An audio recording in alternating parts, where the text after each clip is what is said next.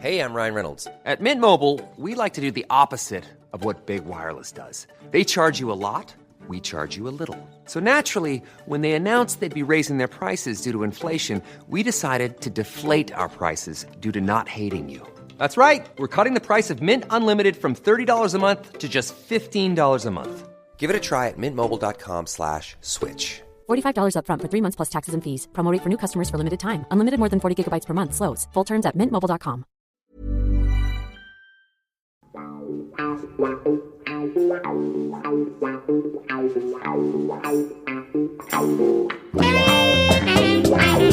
Colin Malam, welcome to Too Good to Be Forgotten. Today we're going to be talking about Len Shackleton, or rather Leonard Francis Shackleton, born on the 3rd of May 1922. So he would be 100 this year, sir, and you've wrote a fantastic book about Shaq, the Len Shackleton story, Clown Prince of Soccer, by Mr. Colin Malam. I haven't read it, but Alan Hudson has, and he told me that it's a fantastic read.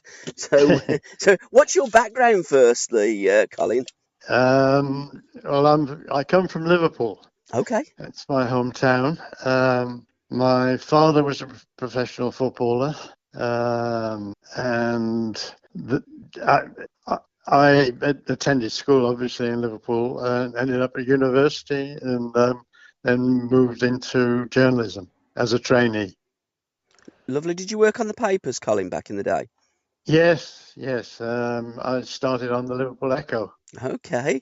Who was you reporting on the Liverpool Echo? Both teams in there, and Tranmere as well. Did you have to go across the Mersey? No. I had to wait a long time to break into sports reporting. Okay. For the training was 3 years. Yeah. When you learn the basics of being a newspaper journalist. And at the end, they gave me the sack, would you believe? And I moved on then and ended up on the Birmingham Post. Okay. And it was there that I began writing about sport. Right. Birmingham Post, so in my area. I'm from the city of Birmingham. So, did you enjoy your time in our fantastic city? Not only did I enjoy it, I found my wife there. Yeah, there's some good Brummy girls in Birmingham, ain't there? Yeah, she's from West Bromwich, actually. Oh, okay, yes. Yeah, the Black Country. They're just as good in the Black Country. When did you start writing football books? Because I know you've written the Malcolm McDonald book, which is absolutely fantastic. And Len Shackleton obviously played for Newcastle as well as Sunderland and started at Bradford Park Avenue. Yes. What is it about the North East then that fascinates you with central strikers that have got character, pretty much got everything? Yeah, no, it was more coincidence than anything else. You know, the books were, or the subjects were offered to me, and I didn't pluck them out of the air, so to speak. So the Len Shackleton story, let's indulge now for 20 minutes or so in Len Shackleton. You wrote the book in 2004, and sadly he'd passed away in 2000, so you couldn't work with Len, but you did work with people that knew Len Shackleton. How long did the process of the book writing take, and what was it like indulging in Len Shackleton? Because probably the first maverick of football, wasn't he? Yes, he was. Well, as I said in the acknowledgements, it was a very enjoyable exercise. Yeah.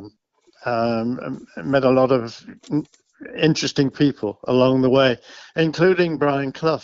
Yeah. That one of my biggest regrets was that I interviewed him over the telephone, and he actually invited me up to his house, and I turned down the invitation, which mainly because I was writing against the clock, and a deadline. So I been in his company before. When he got the job at Nottingham Forest, for instance, um, sat around him with one or two other people. But I'd never actually interviewed him face to face or been with him on my own. And shortly afterwards, he died, of course. Yeah, terrible. And let's start at the end before we go back to the beginning, because when Shaq was working as a journalist on the Daily Express, he helped Browne to obtain his first two managerial roles, didn't he? At Hartlepool and at Derby County. Yes, he did. He Yeah. did. Very influential in that sense. Maybe the histories of Derby and Nottingham Forest would be entirely different, but for Len. Yeah, and it is just a that kind of fate, isn't it? That moment of fate, because in the First World War, didn't his dad got shot twice? I mean, if that bullet had hit him somewhere else, not only would Len Shackleton not have been born, but Browne Clough wouldn't have been the manager that he went on to be. But he set out his career before the Second World War. He was on the ground staff, wasn't he, at Arsenal, and was told by George Allison that he was too small, and then moved back to his hometown of Bradford, didn't he? Yes. Well, he didn't do that immediately. Yeah. Because he was too ashamed, I think, to admit that he wasn't wanted by Arsenal after the great fanfare of his signing. With George Allison driving up there in a big flash car and to actually sign him on individually. So he and another lad from Bradford, who'd also been unloaded by Arsenal, went off to play in Kent, I think, Dartford. Yeah. And they avoided the embarrassment of going back up to Bradford to say we've not made it. And he come from a fantastic sporting background, because lots of his family members, including his dad and his granddad, were athletes of some sort, whether it be playing football or playing rugby. And there's tennis in the family as well, and swimming. So he has got sport as ingrained in his DNA, hadn't he, Shaq? Yes, he had. He had. Sorry, I was just going to say he had this marvelous ability to deal with a moving ball. Yeah. Rather than a stationary ball, like golf, for instance. He never really mastered golf. Yep. Because, as I just said, a stationary ball. He mastered cricket, though, because he played for the minor counties, didn't he? So he was very good at cricket as well as football. Yeah. Again, a moving ball. Yeah. Where did he get the rebellious streak? Where did he get that character? Where did he get that side from him that made him stand out from the crowd? Because he literally did, didn't he, Shaq? Yeah, I'm not sure. I'm not sure where that came from, but obviously from some member of his family. Yeah. Because when you're saying he wasn't very good with the stationary ball, he was on the football pitch, because he used to either sit on it or stand on it and look at his imaginary watch, didn't he, when he seemed to get fed up? Yeah, he did. He wasn't liked by everybody, of course. He could be a bit standoffish, and not all footballers took to him. But there were enough to keep him going, so to speak.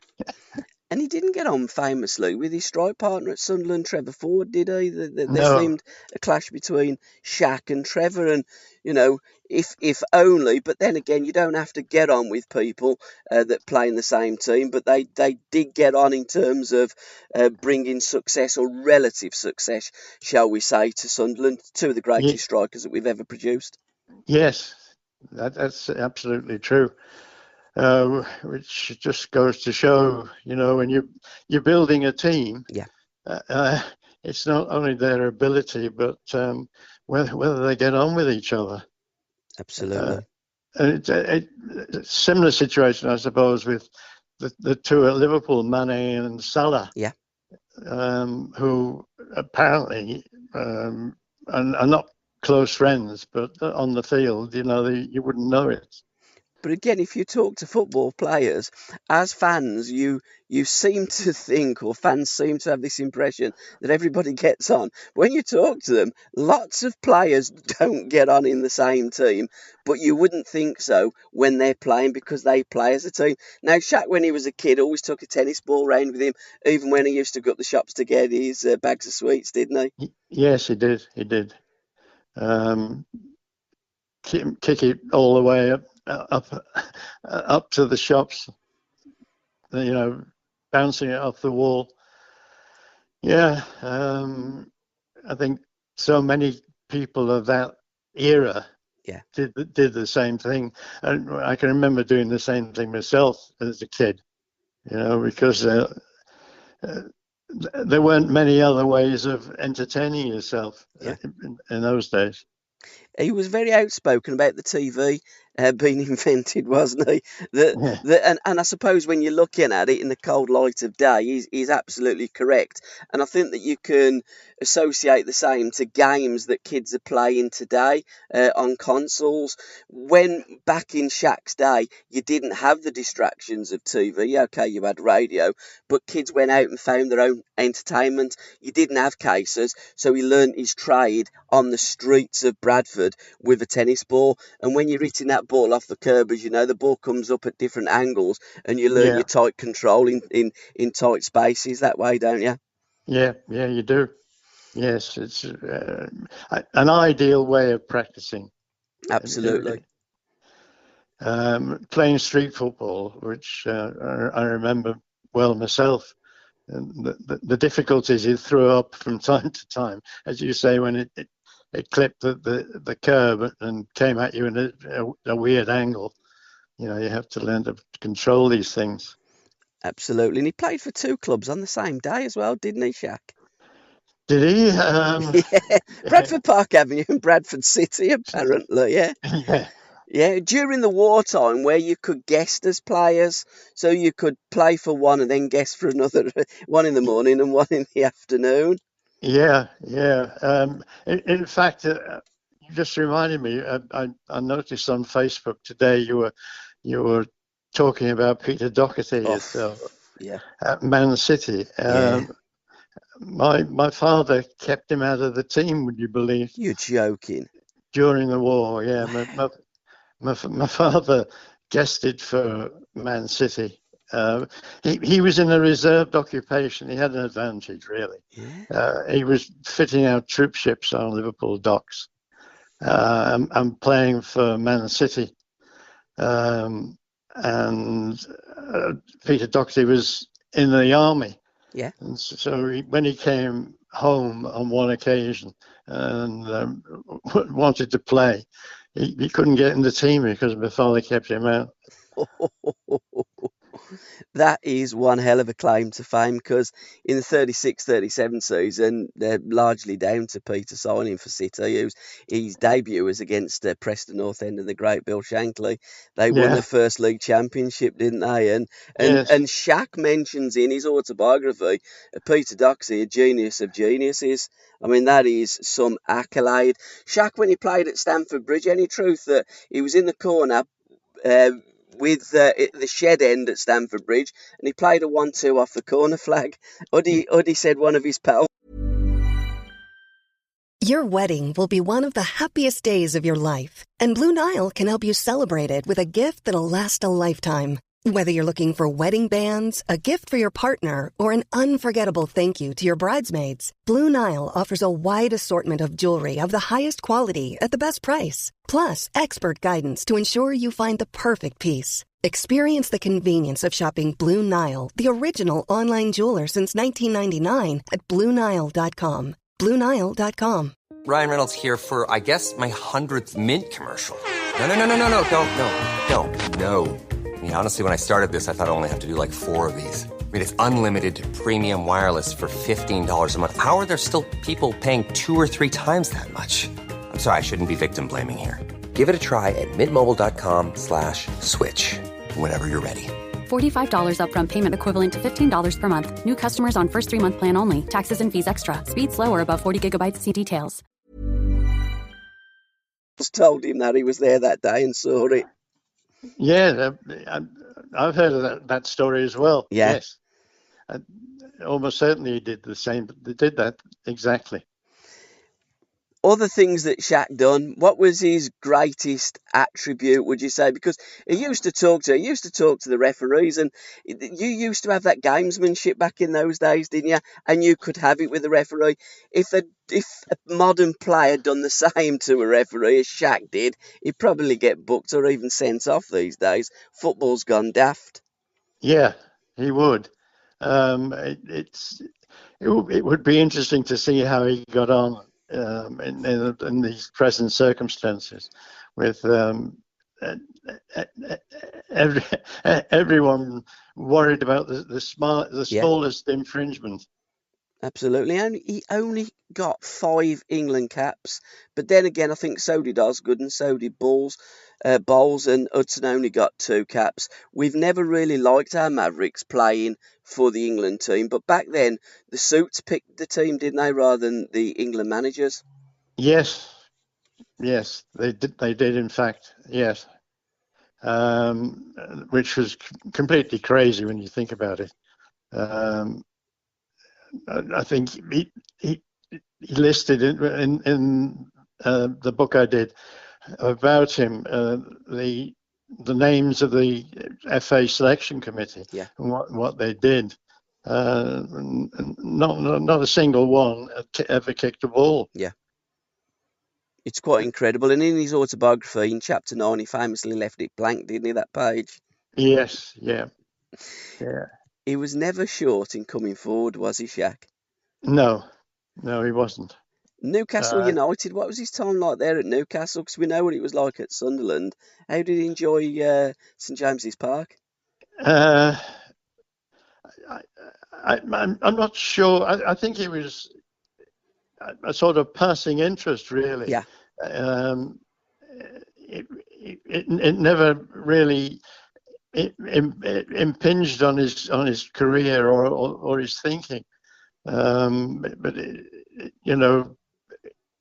it couldn't compare with what happened at Sunderland, for instance. And what was it like? What was it like, Colin, for a player to go from Newcastle to Sunderland? Because again, if we look at it in the modern game, it's almost sacrosanct, isn't it? Yes, it is. It is. Yeah, it's like moving from Liverpool to Everton or vice versa. Yeah.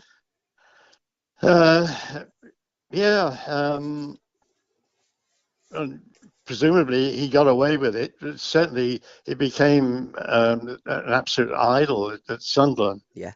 So they can't have held it against him, I don't think. And the Bank of England club as well, they had a few quid, and they was also paying out a few quid, but not in an appropriate way. And towards the end of his career, that finished in 1957, I think his last goal for Sunderland was the 16th of February 1957. He did get a benefit match, but he pretty much told the directors of Sunderland that if you didn't give me one, I'm going to tell the FA how you've been paying us. Yeah, there was a big scandal, of course. Yeah.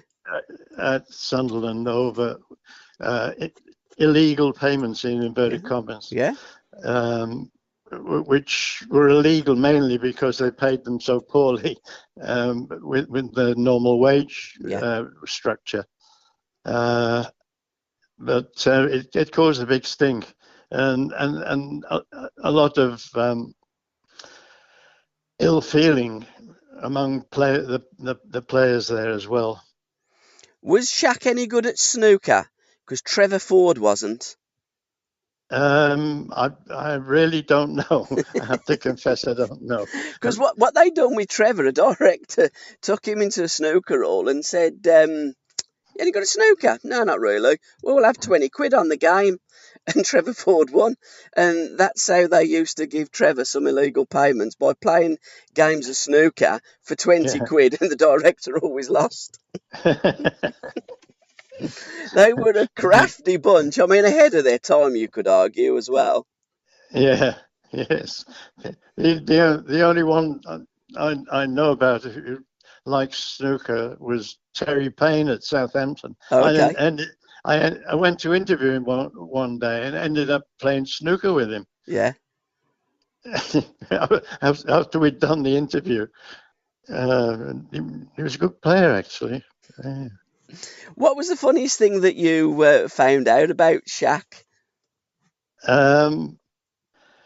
Well, I wouldn't call it funny so much, but his son told me that he said when he was talking about dying, would you believe? Blimey. He said when I die, he said, just throw me on the rubbish heap at the end of the street.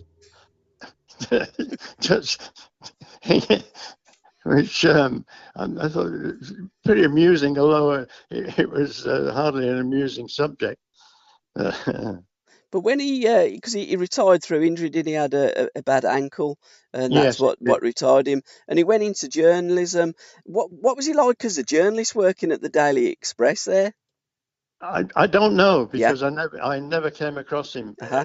He operated in the north and Yeah. northeast, and I have to confess I never met him up there. Yeah. But I saw him in press boxes and things like that, but never spoke to him or spoke or was in his company. But apparently he was pretty good. Yeah. And during the war, he was pretty good with aeroplanes, wasn't he? He was in the RAF, wasn't he? He served his national service in the RAF.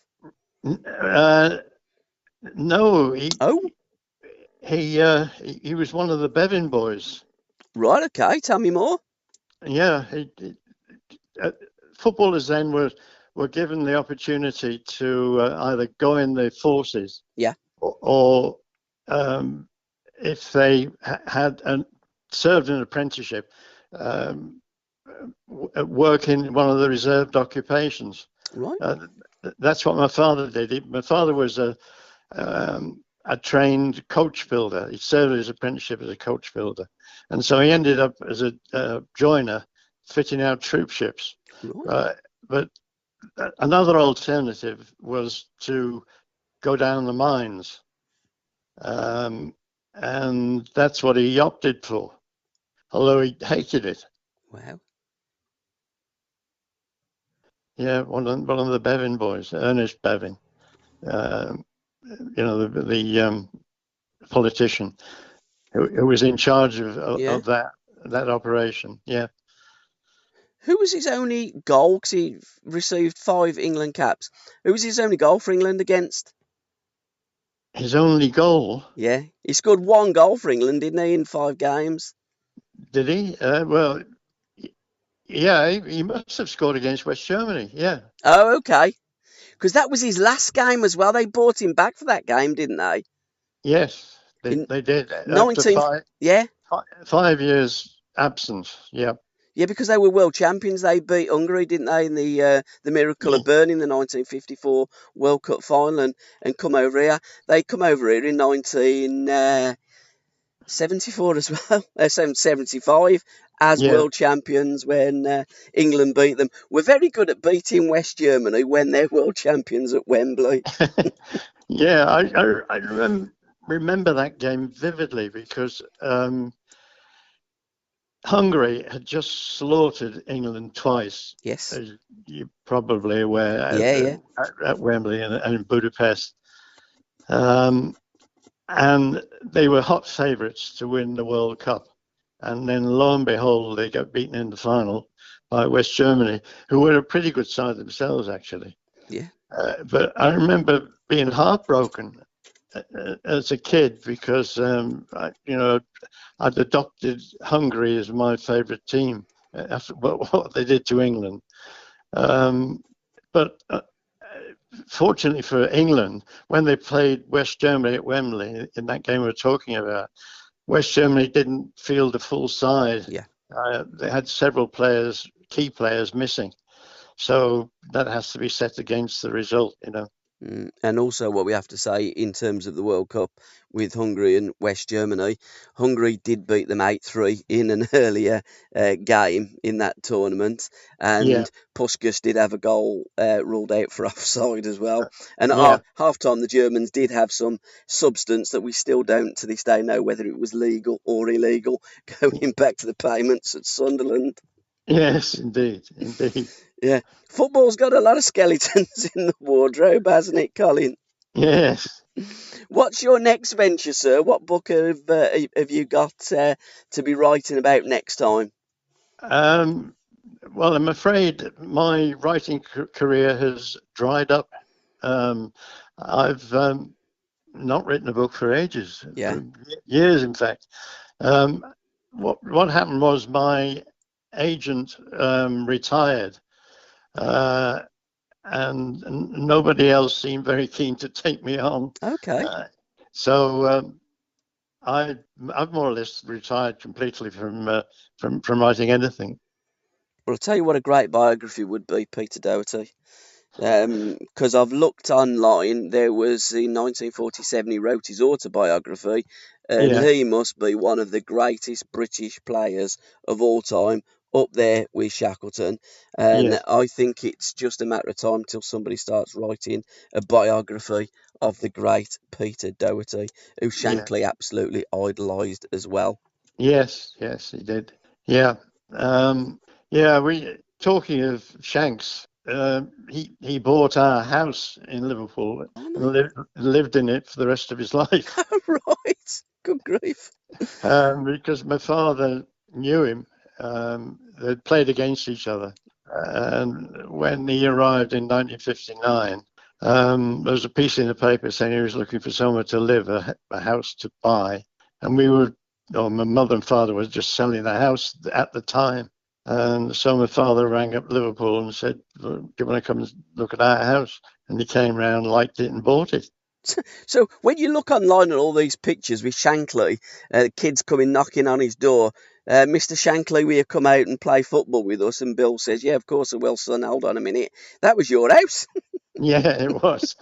It was right next to the Everton training ground in Belfield Avenue, which clearly was an incentive for him to buy.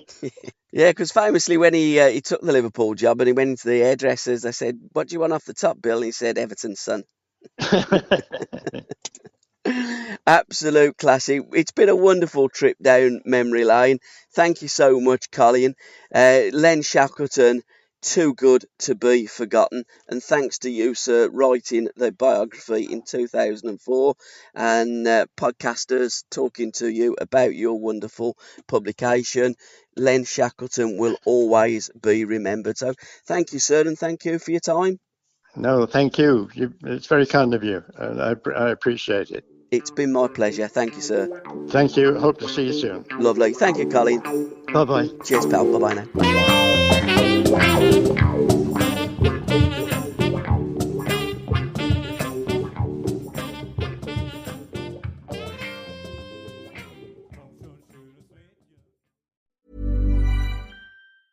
With the Wells Fargo Active Cash Credit Card, you can earn unlimited 2% cash rewards on purchases you want and purchases you need. That means you earn on what you want, like trying out that new workout class, and 2% cash rewards on what you need, like a foam roller for your sore muscles. That's the beauty of the Active Cash Credit Card. It's ready when you are, with unlimited 2% cash rewards. The Wells Fargo Active Cash Credit Card. That's real life ready. Terms apply. Learn more at wellsfargo.com/activecash.